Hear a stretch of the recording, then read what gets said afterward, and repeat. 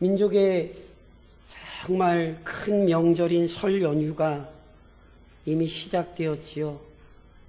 뉴스를 보시면 아시겠지만 차가 이미 엄청 많이 막히더라고요. 그렇게 먼 길을 오고 가며 형제들이 모이는 것, 가족이 모이는 것, 분명히 큰 기쁨이요 즐거움입니다. 하지만 동시에 뉴스를 통해 나오고 우리의 삶에서 경험들을 하시는 것처럼 명절이 즐겁기보다는 오히려 힘든 시기가 되는 사람들이나 가정들도 많이 있습니다. 그 이유는 개인마다, 가정마다 각가지 상황의 형편에 따라 다양하죠. 제가 어제 뉴스 보니까 명절 증후군이라는 게 어른만 있는 게 아니더라고요. 자녀들에게도 명절 증후군이 있대요. 참 재밌죠? 분명히 명절은 좋은 때인데 증후군이 생기는 때이기도 하니. 특히나 명절에 가족들의 모임을 불편하게 만드는 문제 중 하나는요, 분명히 신앙입니다. 여전히 유교적인 전통을 중시하는 우리 문화에서 온 가족이 기독교 신앙을 소유하지 않는 이상 영적 충돌은 불가피합니다. 비단 제사의 문제가 아니더라도 신앙으로 인한 갈등은 형제들 사이에서, 가족들 사이에서 다양한 양상들로 표출될 수 있습니다. 저희는 목사가 모이는데 신학적인 교리적인 논쟁이 일어납니다. 참 재밌지 않습니까? 그렇기에 신실한 그리스도인들이라면 자신이 속한 가정의 상황과 형편에 따라 믿음 안에서 연휴 기간을 잘 보낼 수 있도록 지혜롭게 수고하고 애써야 합니다. 믿음을 소유한 가정이라면 온 가족의 신앙적 성장과 성숙을 위해 마음을 모아야 합니다. 가정예배 예식서는 교회에 종이가 남으니까 나눠드리는 것이 아니라 어떻게 해서든지 예배를 드리시라는 거예요. 자녀들이 왔는데 믿음의 부모로서 자녀들을 데리고 예배하지 않으시고 그 자녀들을 믿음으로 축복하지 않으시고 돌려보내지 마십시오. 그것은 절대로 믿음의 부모가 될 수 없습니다. 또한 이전에는 신앙생활을 했지만 현재는 믿음 안에서 벗어난 가족들이 있는 가족들이라면 그 믿음에서 벗어난 가족들이 다시 믿음 안으로 돌이킬 수 있도록 바르게 권면하고 위로하셔야 합니다. 믿음의 얘기를 믿는 부모가 아니고 믿는 형제가 아니라면 누구에게 듣겠습니까?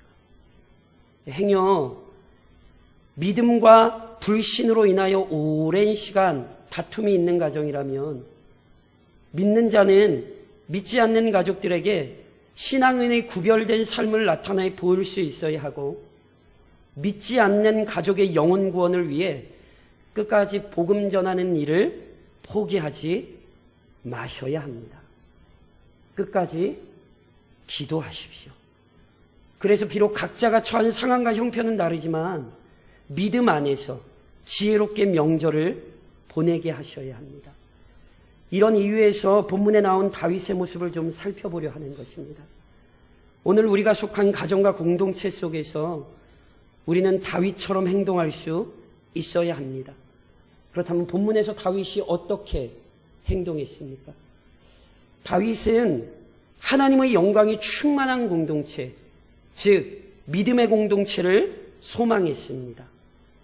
하나님께서 아브라함에게 약속하셨던 가나안 땅에 정착한 이후 이스라엘 백성들은 다른 민족들처럼 왕을 요구했습니다. 그래서 첫 번째 왕이 세워졌죠. 그 사람이 누군지 잘 아시죠? 바로 사울입니다. 하지만 사울은 이스라엘 역사에 있어서 첫 번째 왕이라는 영광스러운 직분을 바르게 수행하지 못했습니다. 본래 이스라엘 백성에게 있어서 왕이란 다른 민족들에서 그러하듯 단순히 개인의 명예를 추구하거나 백성들을 잘 먹고 잘 살게 하는 직책 아닙니다. 모세의 율법에 보면 왕이 해야 할 중요한 일이 신명기 17장에는 이렇게 기록이 됩니다. 그가 왕위에 오르거든 이 율법서의 등사본을 레위 사람 제사장 앞에서 책에 기록하여 평생에 자기 옆에 두고 읽어 그의 하나님 여호와 경외하기를 배우며 이 율법의 모든 말과 이 규례를 지켜 행할 것이라. 왕이 가장 힘써야 되는 게 뭐예요? 평생 철저하게 하나님의 율법을 배워야 돼요. 왜요? 하나님께서 이스라엘 백성에게 허락하여 세우신 왕이란 이스라엘 나라 안에 하나님의 율법이 온전히 시행되도록 해야 하는 직책이기 때문입니다. 사울이 하나님께 버림받은 전형적인 왕이 될 수밖에 없던 이유가 여기에 있습니다. 성경을 보십시오. 사울이요, 인간적인 눈으로 보면 백성들에게 굉장히 잘해줬어요. 그런데 자신의 욕망을 취한 것이고 백성들의 욕망을 채워준 것이지 하나님의 말씀에 순종한 게 아니에요. 그래서 그는 실패한 왕이에요. 반면 사울에 의해 두 번째로 왕위에 오른 다윗은 이러한 하나님의 뜻을 잘 알았습니다. 다윗은 자신이 이스라엘의 왕이 될 수 있었던 이유가 하나님의 은혜라는 사실을 알았어요. 또한 자신의 왕권이 오직 하나님의 영광을 이스라엘 백성들에게 잘 드러내고 나타내는 일에 사용되어야 한다는 것도 잊지 않았습니다. 그래서 다윗은 온 이스라엘을 다스리게 되었을 때 제일 먼저 자신의 왕궁이 있는 예루살렘으로 법궤를 옮기는 것입니다. 도대체 이게 어떤 의미인가? 하나님께서 출애굽한 이스라엘 백성들을 시내 산으로 인도하셔서 율법만 주신 게 아니라 모두 주셨다 그랬죠? 대답을 안 하시면 제가 마음이 상할 수 있어요. 불과 얼마, 성막을 짓도록 명령하셨죠. 그래서 이스라엘 백성들이 그 명령에 따라 성막을 지었잖아요. 그때 성막을 짓자 출애굽기 40장에 어떤 일이 일어나죠? 구름이 회막에 덮이고 여호와의 영광이 성막에 충만하며 모세가 회막에 들어갈 수 없었으니 이는 구름이 회막 위에 덮이고 여호와의 영광이 성막에 충만함이었으며. 하나님은 어디에나 계십니다. 믿으십니까? 아멘. 하나님은 무소부지하신 분이에요. 그런데요, 그 무소부지하신 하나님께서 자신의 백성들과 동행하신다는 사실을 성막을 매개체로 하여 확신시켜 주십니다. 특별히 성막의 가장 은밀한 방, 지성소지요. 그 지성소에 뭐가 있습니까? 언약궤가 있지요. 그 언약궤를 덮고 있는 것이 무엇입니까? 속죄소지요. 그 언약궤의 덮개인 속죄소, 거기에 누가 임재하셨어요? 하나님이 임재하셨잖아요. 그래서 거기에서 모든 백성을 대표했던 대제사장을 만나주셨고 거기에서 모든 백성의 죄를 사하시고 풍성한 은총을 베풀어 주셨잖아요. 그래서 이스라엘 백성에게 있어서 법궤라고 하는 것은 하나님의 임재와 성품, 그가 이스라엘 백성에게 베푸시는 은혜를 상징하는 너무너무 존귀한 성물이에요. 그런데 다윗이 법궤를 옮겨야 했던 이유가 있다니까요. 왜냐하면 이스라엘이 이 은혜를 상실했어요. 무슨 말씀이냐 하면 실은 엘리 제사장 때요, 이스라엘이 블레셋과 전쟁하다 법궤를 빼앗겨 버립니다. 물론 하나님께서 블레셋 족속들 가운데 아주 큰 기적과 두려움을 일으키셔서 블레셋 사람들이 법궤를 빼앗아 가지고 있지 못하고 다시 이스라엘로 돌려보내요. 그런데 이 법궤가 다시 이스라엘로 돌아오던 때 벳세메스 사람들이 그 법궤가 너무너무 궁금해서 그 분명히 열어보면 안 되는데 이 사람들이 그걸 열어봤어요. 그래서 이로 인해 많은 자가 죽었죠. 법궤가 다시 돌아왔는데 그것 때문에 사람들이 죽었어요. 그러니 당연히 이스라엘 백성들이 두렵죠. 그래서 이스라엘 백성들이 그 법궤를 제대로 관리를 못하고 기럇 여아림, 오늘 본문에 보면 바알레 유다라는 곳에 아비나답이라는 사람 집에 그냥 그걸 옮겨만 놔요. 그러니까 원래 법궤는 은혜의 상징인데 이게 두려움의 대상이 돼버린 거예요. 하나님께서 자신의 백성들과 함께 하시며 은혜를 베푼다는 사실이 법궤를 통하여 나타났었는데 이스라엘 백성이 그 놀라운 사실을 잊고 그 법궤의 은혜를 외면하며 지내고 있었다. 다윗이 이 상황을 지금 안타깝게 여기는 거예요. 자신이 이스라엘 백성의 왕이 된 이상 더 이상은 이 상황을 내버려 둘 수 없는 거예요. 그래서 하나님의 임재를 상징하는 법궤를 예루살렘으로 옮겨서 왕은 다윗이 아니라 누구예요? 하나님이라는 사실을 드러내는 거예요. 그리고 그 하나님을 섬기는 것이 얼마나 큰 복인가를 이스라엘 백성에게 다시금 깨닫게 하는 거죠. 그래서 법궤를 옮기는 거예요.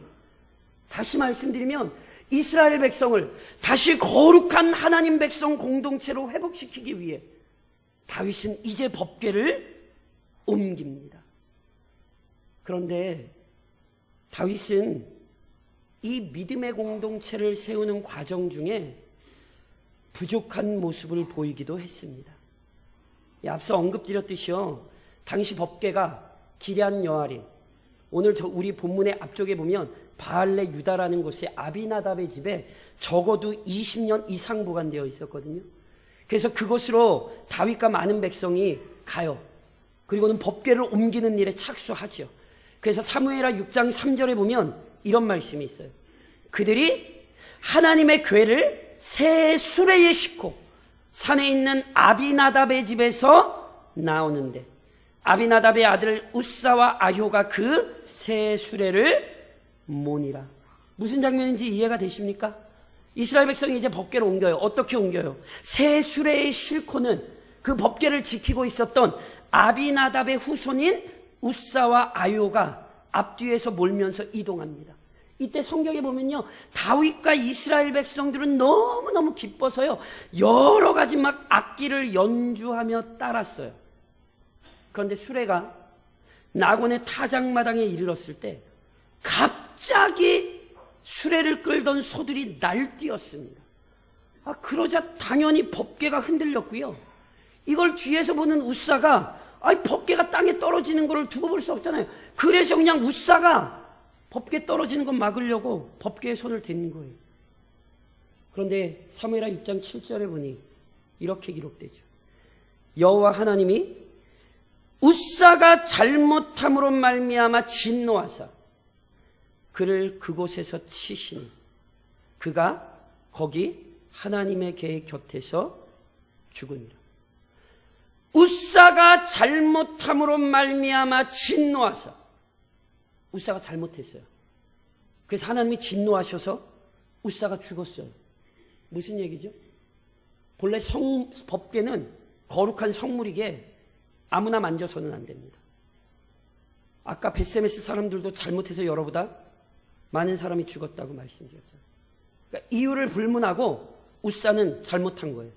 그래서 그 자리에 즉사해요. 그러니 크게 기뻐하던 이스라엘 백성들이 순식간에 공포에 사로잡히죠. 누군가 또 죽을지도 모른다는 불안감에 짓눌려 법궤를 옮기지를 못하는 거예요. 특히나 누구보다 이 일을 앞서 주도했던 다윗의 마음에 두려움이 임했어요. 사무엘하 6장 9절로 보니 이렇게 기록돼요. 다윗이 그날에 여호와를 두려워하여 이르되 여호와의 궤가 어찌 내게로 오리요 하고 다윗이 여호와의 궤를 옮겨 다윗성 자기에게로 메어가기를 즐겨하지 아니하고 가드 사람 오베데돔의 집으로 메어간지라. 다윗이 너무 두려웠어요. 그래서 법궤를 예루살렘으로 옮기던 일을 중단하고요, 그냥 오베데돔의 집에 두는 거예요. 그리고 일이 이렇게 되자 하나님의 왕되심을 선포하고 그 하나님과 이스라엘의 관계 회복을 위해 힘썼던 다윗의 헌신과 수고가 모두 부질없는 행동처럼 보였어요. 오히려 법궤 한번 옮기려다가 다윗과 이스라엘 백성들 마음에 큰 상처와 실망만 남았잖아요. 그렇죠? 그래서 보세요. 이 사건을 잘못 이해하면요, 하나님을 너무 냉혹한 분으로 오해할 수 있어요. 이스라엘 중에 하나님의 영광을 드러내고 거룩한 하나님의 백성 공동체로 회복시키고자 했던 다윗의 열심을 하나님이 너무 몰라주는 무정한 분처럼 생각될 수 있어요. 하지만 이 사태의 책임을 하나님께 돌리는 것은 큰 실수를 범하는 것입니다. 그래서 왜 이런 일이 일어났는지를 정확히 아셔야 돼요.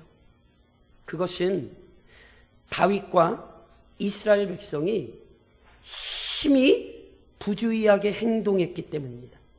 다시 말해 다윗과 이스라엘 백성들은 너무나 명확하고 심각한 실수를 범했어요.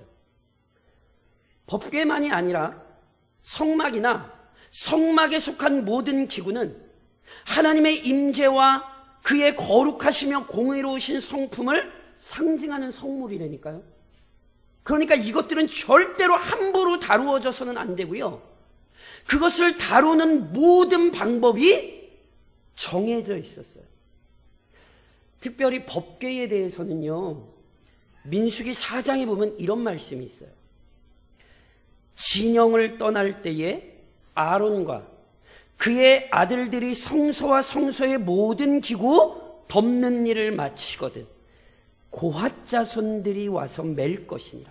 그러나 성물은 만지지 말라. 그들이 죽으리라. 회막 중에서, 물건 중에서 이것들은 고핫 자손이 맬 것이며. 이 말씀을 조금 더 구체적으로 설명드리면 이런 것입니다. 만약에 법궤를 옮기게 되잖아요. 그럼 법궤는 성막의 덮개 중에 하나인 해달의 가죽으로 덮고 그 위에 순청색 보자기를 덮은 후에 다른 사람들이 아니라 고핫 자손들이 채를 깨어 어깨에 메고 옮겨야 합니다. 이 규례는요, 하나님께서 성막을 건축할 때부터 친히 제정하사 명령하신 것이기에 다윗과 이스라엘 백성들이 자신들의 편의에 따라 마음대로 변경하면 안 돼요. 그럼 제가 여쭤볼게요. 다윗과 이스라엘이 알았을까요? 몰랐을까요? 왜 우리 박 집사님만 별로 다들 떡국의 마음을 빼앗기셔가지고, 당연히 알았지요. 이걸 어떻게 몰라요? 그럼에도 이 다윗과 이스라엘 백성은 이 중요한 규례대로 행동하지 않은 거라니까요. 그렇기에 거룩하신 하나님의 진노를 피할 수 없었고 두려운 심판을 경험하게 되는 거예요. 법궤를 옮기려는 열심은 좋았지만 말씀에 따라 지혜롭게 행동하지는 못했습니다.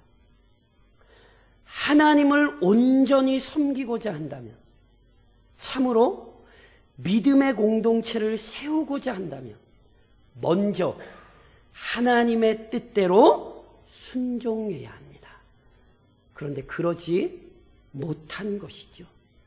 물론 이 일은 이렇게 그냥 끝나게 되지는 않아요. 다윗은 하나님의 변함없는 긍휼을 확신했고 다시 힘을 내어 헌신했습니다. 지금 말씀드린 것처럼 다윗은 하나님의 사람이었지만 하나님의 뜻에 주의하지 못함으로 아주 큰 실수를 범했어요. 사람이 죽었어요. 그러나 하나님께서는 연약하고 부족한 그의 자녀들을 끝까지 책임지십니다. 믿으십니까? 네, 다윗도 이걸 알았어요. 더 정확히 말씀드리면요, 하나님께서는 다윗이 하나님이 자신의 자녀에게 은혜를 베푸신다는 사실을 기억하도록 역사하셨어요. 그것이 사무엘하 6장 11절에 이렇게 기록이 돼요. 여호와의 궤가 가드 사람 오벳에돔의 집에 석 달을 있었는데 여호와께서 오벳에돔과 그의 온 집에 복을 주시니라. 우사의 죽음으로 갑자기 법궤가 어디로 갔어요? 오벳에돔의 집으로 갔어요. 그런데 오베데돔은요 절대로 불평하거나 원망하지 않았어요. 아유, 야, 그 사람이 죽은 걸 왜 우리 집으로, 자신에게 피해가 오면 어떡하나 하는 심정으로 이 일을 피하지 않았어요. 오히려 오베데돔은 이 일을 영광스럽게 생각하면서 법궤를 잘 관리했습니다. 그러니까 구체적으로 오베데돔이 법궤를 어떻게 맡아 지켰는지 알 수는 없어요. 분명한 것은 하나님께서 법궤를 맡은 오베데돔의 집에 복을 주셨어요. 그것도 3개월 만에 주변의 모든 사람들의 눈에 아주 정확히 확인이 되었어요. 그래서 오늘 읽으신 저랑 본문이 이렇게 시작이 됐잖아요. 어떤 사람이 다윗에게 아뢰어 이르되 여호와께서 하나님의 계로 말미암아 오베데돔의 집과 그의 모든 소유에 복을 주셨습니다. 아이 다윗이요, 그거 오베데돔의 집에 갖다 놨더니 그 집 복 받던데요? 이 얘기를 들은 다윗의 마음 안에 두려움이 사라지고 소망이 살아났습니다. 하나님께서는 불순종에 대해 징계하시는 분이나 동시에 그를 의지하는 자에게 큰 은혜를 베풀어 주시는 분이에요. 이게 오베데돔의 집에 지금 일어났잖아요. 그러니 다윗이 차근차근 생각해 보는 거예요. 아니, 오베데돔 한 사람이 그 법궤를 잘 지켰을 때 그 집에 복이 임했다면 다윗이 한 나라의 왕으로서 자기가 먼저 그 하나님의 은혜를 간구하며 그 법궤 앞에 엎드린다면 당연히 온 이스라엘의 하나님의 영광이 드러나고 하나님의 은혜가 차고 넘치지 않겠냔 말이에요. 그래서 다윗은 가만히 있을 수 없었어요. 그래서 다시 법궤를 옮기는 일에 착수하는 거예요. 그러니까 단순히 이게 개인적인 유익을 위해서가 아니라 우선은 하나님의 영광을 위해서, 그리고 이스라엘 백성의 유익을 위해서 다윗은 이 중요한 일을 시행하지 않을 수 없었습니다. 물론 다윗은 앞선 실수를 잊지 않았습니다. 동일한 본문의 내용이 역대상 15장에 나오는데 다윗이 이렇게 이야기를 해요. 전에는 너희가 매지 아니하였으므로 우리 하나님 여호와께서 우리를 찢으셨으니 이는 우리가 규례대로 그에게 구하지 아니하였음. 다윗이 레위 사람들에게 얘기하는 거예요. 야, 저번에 우리가 매지 않아서 우리가 크게 하나님의 진노를 받았다. 이제는 그러면 안 된다. 열심도 중요하지만 말씀대로 순종하는 지혜 역시 중요하다는 사실을 명심했어요. 그래서 이번에는 율법의 규례에 따라 법궤를 옮기는 거예요. 그래서 저랑 아까 읽으신 본문에 보니 다윗이 가서 하나님의 궤를 기쁨으로 메고 오베데돔의 집에서 다윗성으로 올라갈새 여호와의 궤를 맨 사람들이 6걸음을 가며 다윗이 소와 살진 송아지로 제사를 드리고. 옮겼습니까? 못 옮겼습니까? 옮겼지요. 다윗과 이스라엘 백성들이 율법에 따라 법궤를 어깨에 메고 옮기자 아무 문제 없이 준비해둔 장막으로 옮길 수 있었어요. 그때의 모습을 사무엘하 6장 17절 이하는 이렇게 기록을 하거든요. 여호와의 궤를 메고 들어가서 다윗이 그것을 위하여 친 장막 가운데 그 준비한 자리에 그것을 두매 다윗이 번제와 화목제를 여호와 앞에 드리니라. 다윗이 번제와 화목제 드리기를 마치고 만군의 여호와의 이름으로 백성에게 축복하고 모든 백성 곧 온 이스라엘 무리에게 남녀를 막론하고 떡 1개와 고기 1조각과 건포도 떡 1덩이씩 나누어 주매 모든 백성이 자기 집으로 돌아가니라. 법궤를 무사히 옮겼죠. 그리고 나서 뭐예요? 하나님 앞에 제사했죠. 그리고 뭐예요? 백성들을 축복해요. 봐라, 하나님이 우리 왕이시다. 봐라, 하나님이 우리에게 은혜를 베푸시는 분이다. 다윗이 소망했던 일이 이루어졌습니까? 안 이루어졌습니까? 잘 모르시겠어요? 처음부터 설교를 어떻게 다시 할까요? 다윗이 소망했던 일이 이루어졌습니까? 안 이루어졌습니까? 비록 말씀에 철저히 순종하지 못하여 실패하기도 했지만 다시 하나님의 은혜를 간구할 때 풍성한 은총을 다윗과 그의 백성이 누릴 수 있었습니다. 그런즉 사랑하는 성도 여러분, 믿음의 공동체를 세우는 일에 끝까지 헌신하십시오.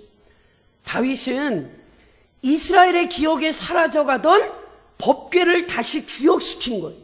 다윗은 이스라엘 백성의 신앙 회복을 위해 열심을 내었어요. 온전히 하나님을 섬기는 백성이 되도록 앞장서서 수고했습니다. 왜요? 이스라엘 백성에게 이것보다 중요한 일은 없기 때문입니다. 신명기 6장 일명 쉐마라 부르는 말씀이 어떻게 가르칩니까? 이스라엘아 들으라. 우리 하나님 여호와는 오직 유일한 여호와이시니 너는 마음을 다하고 뜻을 다하고 힘을 다하여 내 하나님 여호와를 사랑하라. 이것이 이스라엘에게만 명령된 것입니까? 하나님을 경외하고 오직 그분의 영광을 위하여 헌신하는 것이 우리의 존재의 목적입니다. 그런즉 내가 속한 가정이 오직 하나님을 섬기는 공동체가 되도록 끝까지 헌신하십시오.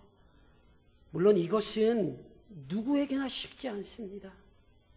왜냐하면 영혼 구원이 사람의 손에 또는 사람의 수고에 달려있지 않기 때문에 그래요. 부모가 자녀의 인생 책임 못 집니다. 잊지 마세요. 자녀가 그 부모를 책임 못 져요. 착각하지 마세요. 내 몸도 내 맘대로 나이가 들면 안 되는 게 연약한 인생인데, 내 인생도 내 맘대로 안 되는 게 인생인데 어찌 다른 사람의 인생을 책임을 져요. 그래서 신앙으로 일으킨다는 게 쉽지 않아요. 그런데 아십니까?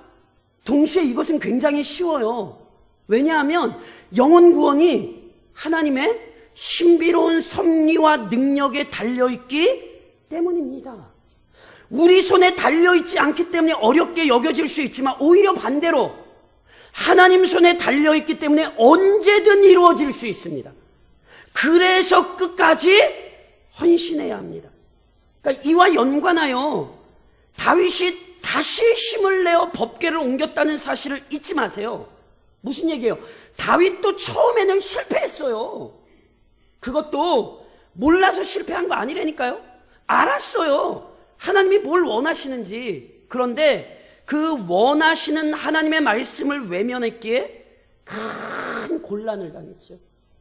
그런데 오벳에돔의 집에 일어난 변화를 보니까 분명히 하나님 은혜 베풀기를 기뻐하신다는 사실을 확신할 수 있거든요. 그러니 다시 힘을 내어 법궤를 옮겼고 힘을 내어 이스라엘 백성의 신앙을 위해 수고한 거예요. 오늘 우리가 이 다윗의 신앙을 본받아야 된다고요.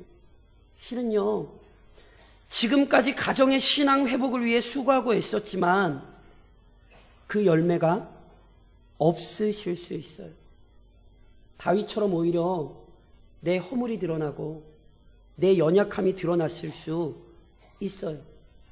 교회를 열심히 세우려고 수고하셨는데 그 수고가 물거품이 된 것처럼 보이실 수 있어요.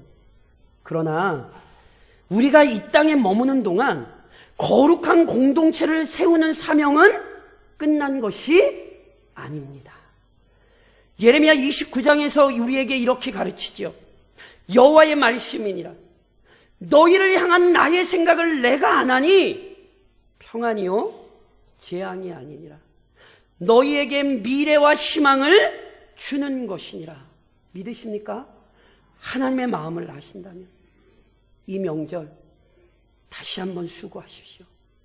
하나님의 긍휼하심을 기억하고 가정의 신앙 회복을 위해 다윗처럼 다시 힘을 내십시오. 더 나아가 믿음의 공동체에 합당하지 않은 것들을 끊어내십시오. 웃사의 죽음은 여전히 믿음의 공동체에게 아주 중요한 교훈이 됩니다. 다윗과 이스라엘은요, 진심으로 기뻐하고 즐거워하며 법궤를 옮겼어요. 이 일에 진심으로 동참했고 열심을 내었어요. 하지만 신앙생활이란 자신의 열심을 다하고 진심으로 임했다고 해서 완전한 것이 아닙니다. 우리는 진심과 열심을 강조해요. 잘못됐다는 것 아니에요. 열심과 진심, 수고와 노력 너무너무 중요해요. 그러나 올바른 지식, 참된 말씀에 근거하지 않으면 결코 믿음의 일이 될 수 없습니다.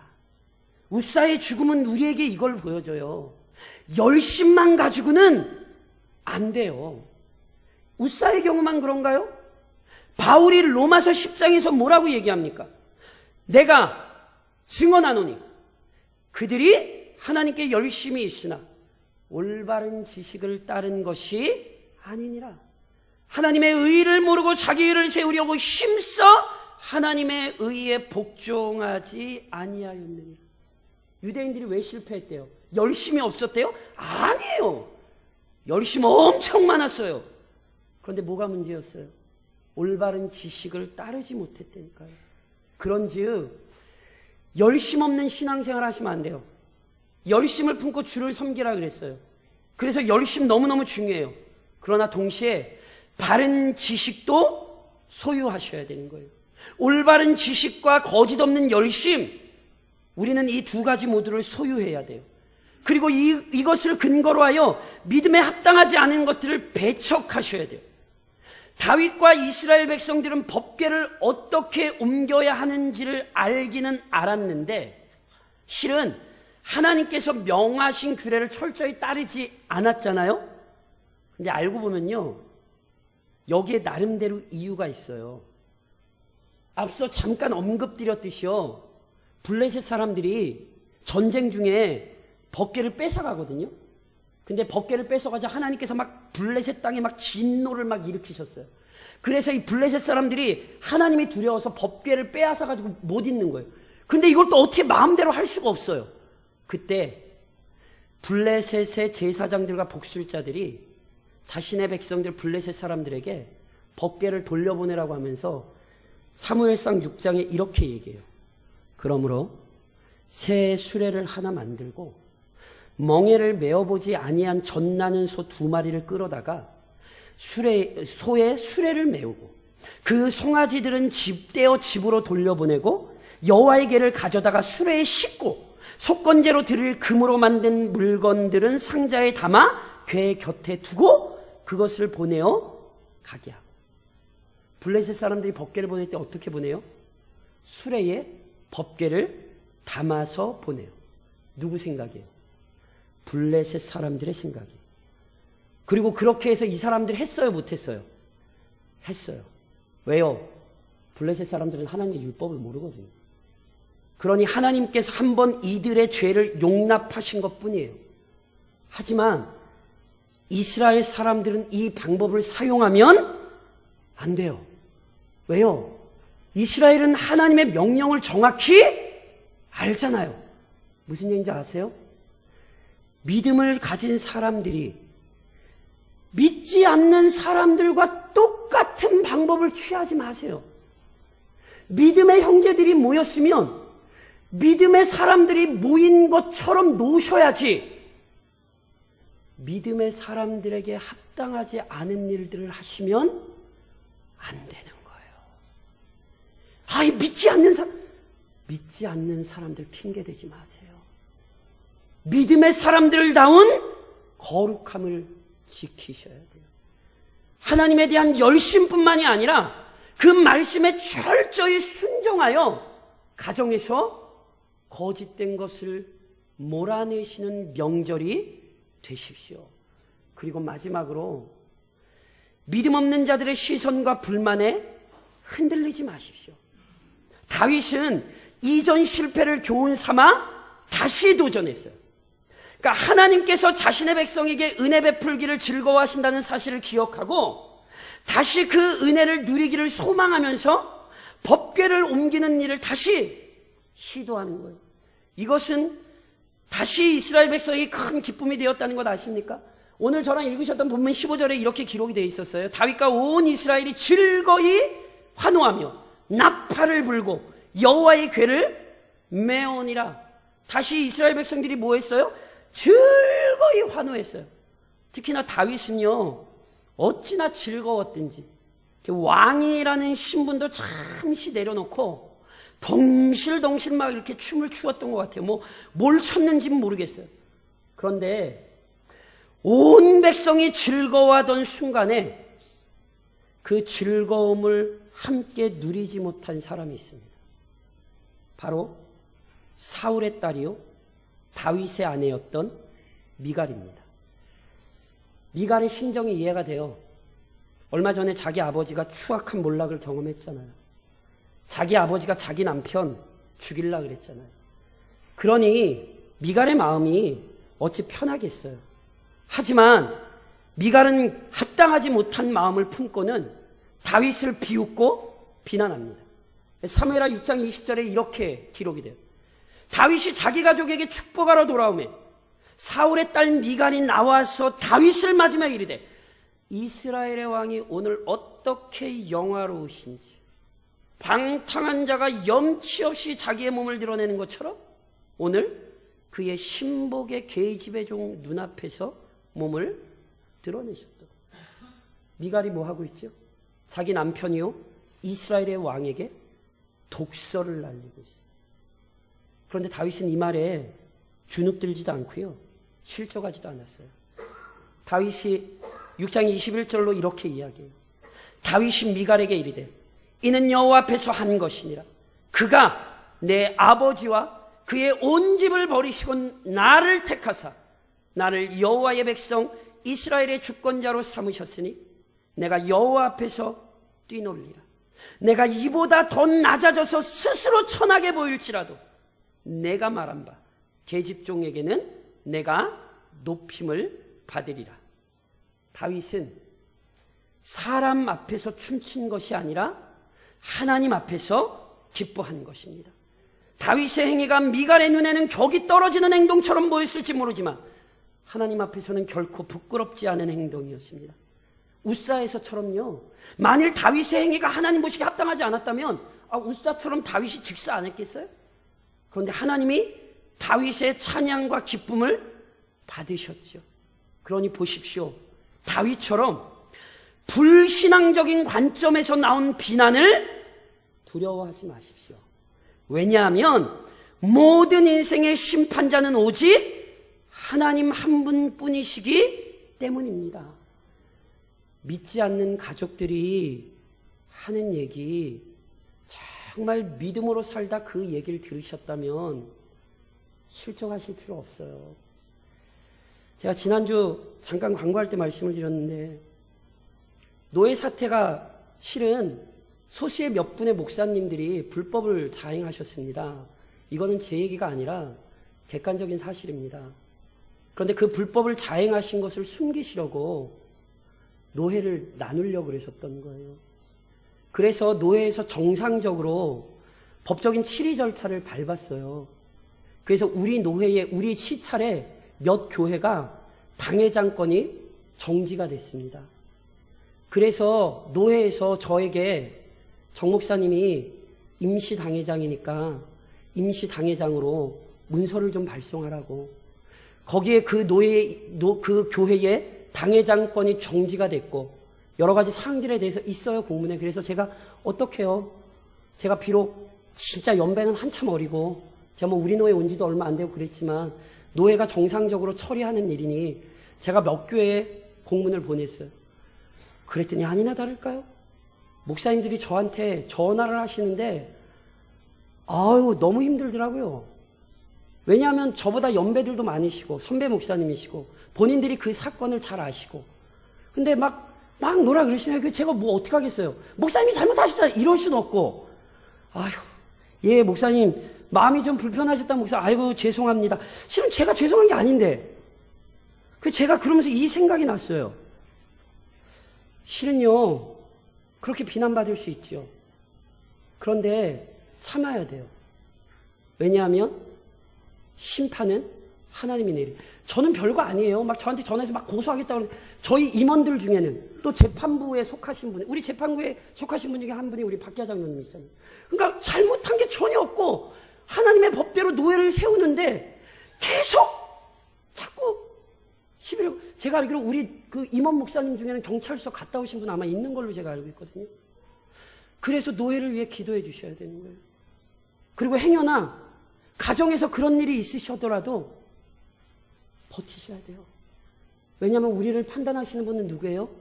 하나님이에요. 다윗이 그런 거예요. 믿음으로 가정을 세우고 믿음으로 교회를 세우고 말씀 안에 노예를 세우는 일에는요, 반드시 어려움이 있어요. 그러나 그것을 이겨내셔야 합니다. 그리고 오히려 믿음으로, 그 삶으로 그 영광스러운 하나님을 입증해내십시오. 이번 한 주간 우리 모두에게 그 사명이 맡겨 있습니다. 다윗처럼 법궤를 옮겨 하나님의 백성 공동체를 일으켰던 다윗처럼 이번 한 주간 가정을 일으켜내시기를 우리 주님의 이름으로 권면드립니다.